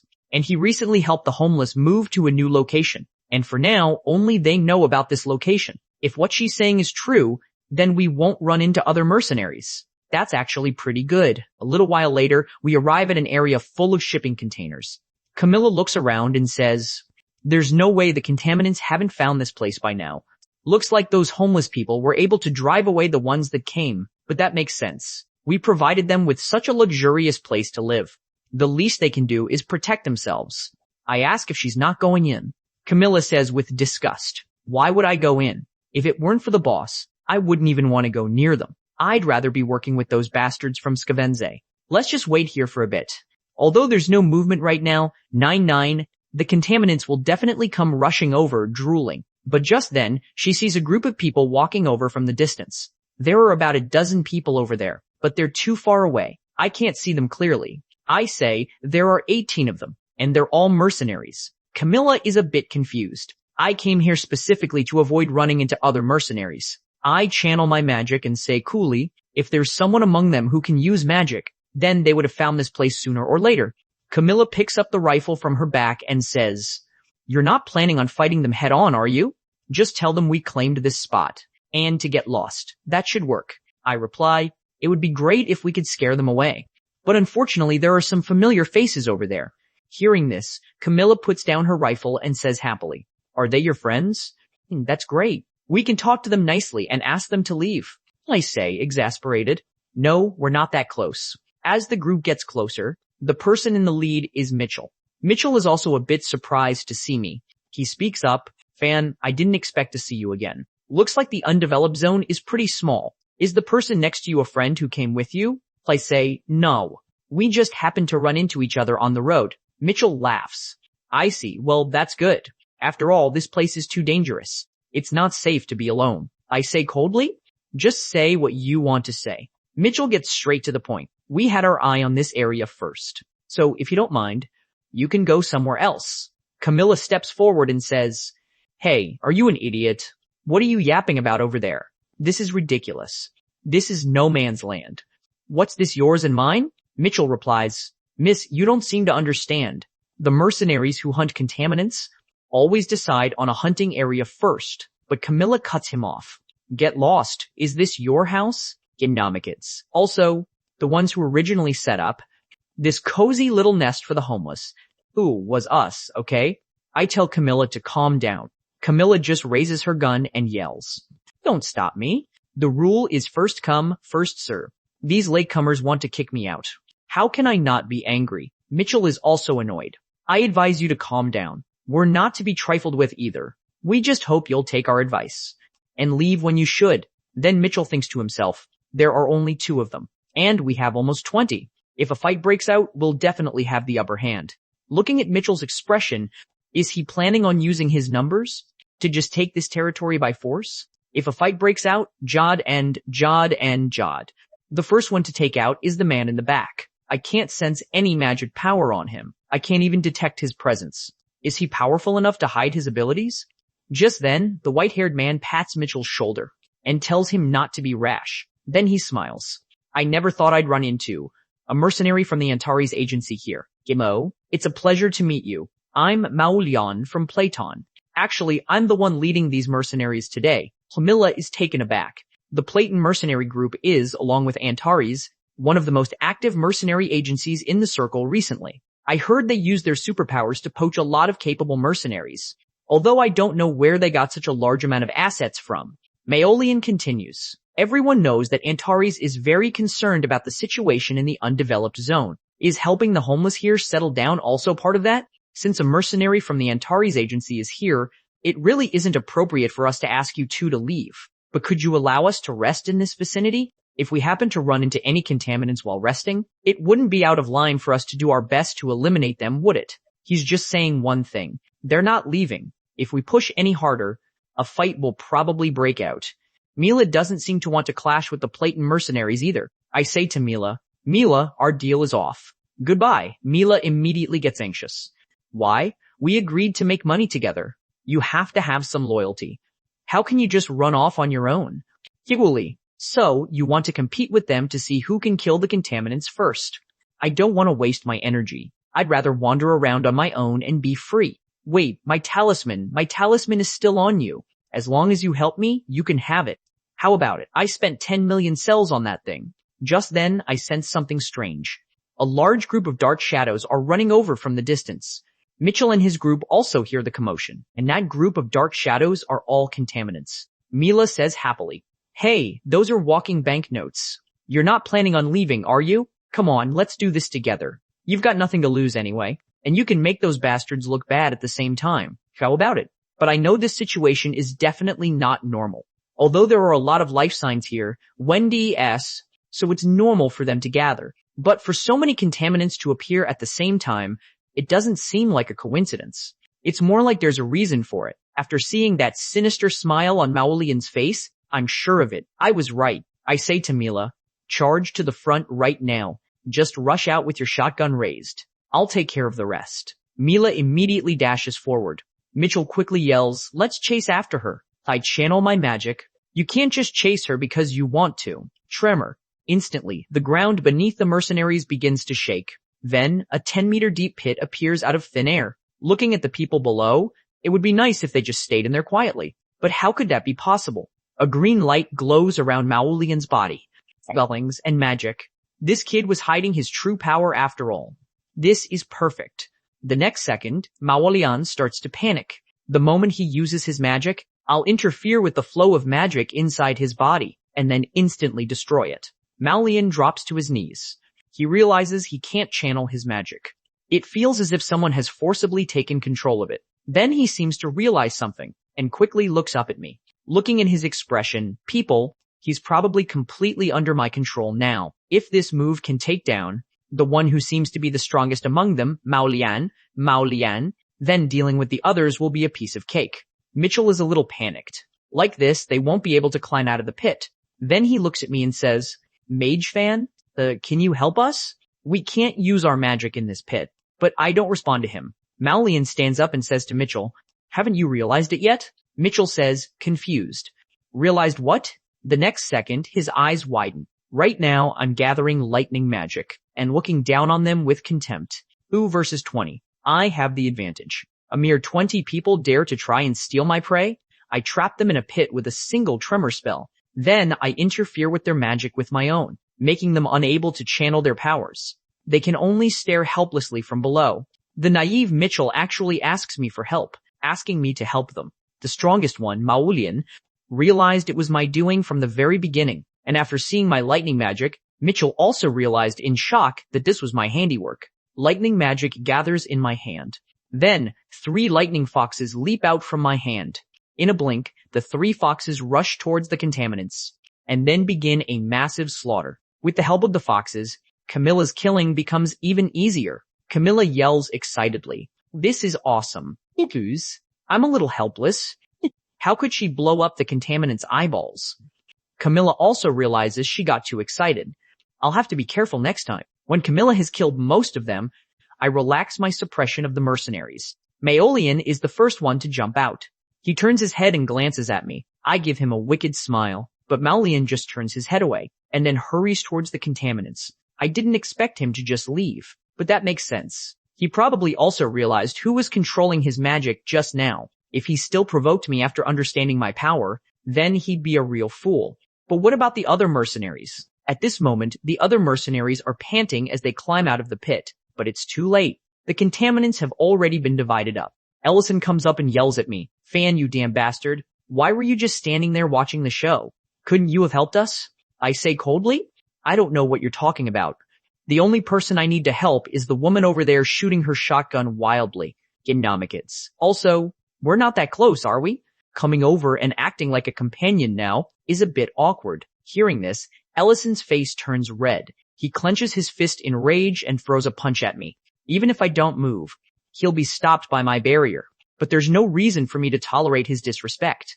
This is a low-level spell I developed, inspired by Graham's shockwave magic.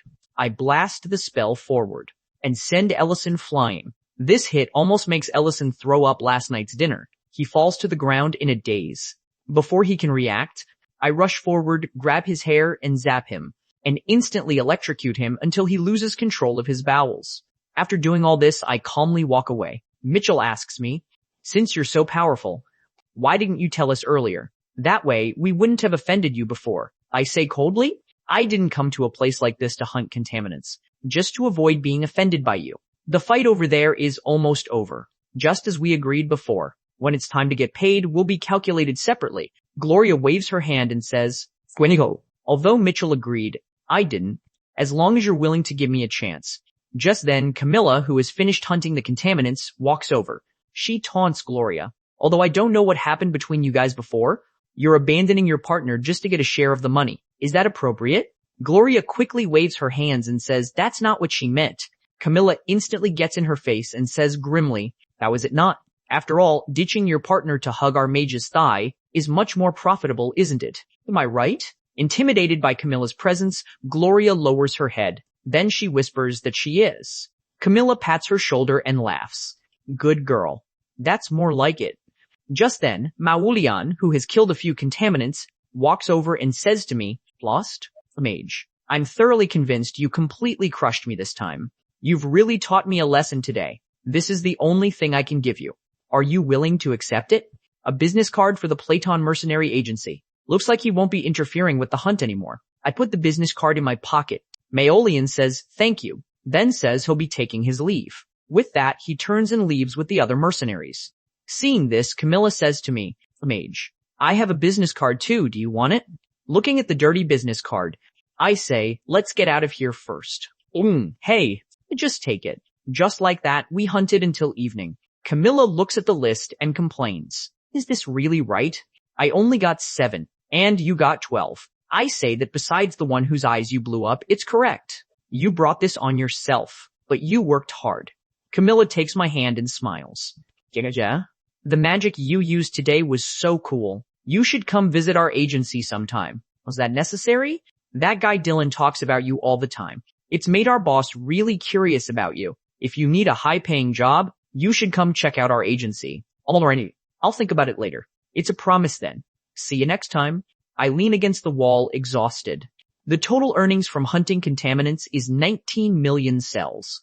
Although I'm still 1 million short of my goal, with this much, I press the button to bid on this demonia elixir. This should let me breathe a sigh of relief for now.